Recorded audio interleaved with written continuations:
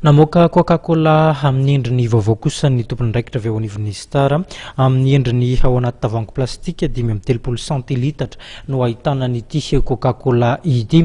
Ny fanomezana fahafaham-po ny mpanjifa moa no antony nanomezana izao tolotra vaovao izao. No maraina teo kosa tetsy amin'ny la City Ivandry no Nampahafantarina ity vokatra ity tamin'ny fomba ofisialy. Natao ao anaty tavoahangy plastika 530 centilitatra ny Coca Cola.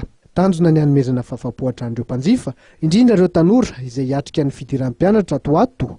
Nampahafantarina ny mpanao gazety io maraina io izany akora vaovao izany tetsy amin'ny la City Ivandry.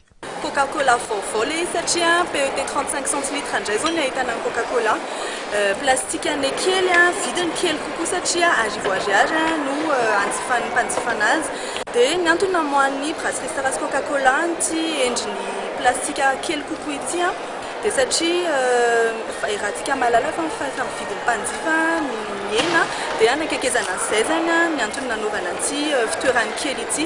Fitoerany kely ho ia satria afaka atao anaty poche izy, afaka atao anaty sac à dos hoentin'ny ankizy mianatra, indrindra amin'izao fidiran'ny mpianatra izao. Tamin'ny fomba manetriketrika ny entana nampahafantarina ny famoahana ny Coca Cola amin'ny tavoahangy plastika 530 centilitatra. Nanamarika izany ny fanaovan'ireo tanora flash mob entsika fanetana ary tafiditra indrindra ao anatin'ny fampahafantarina ihany koa ity akora vaovao ity.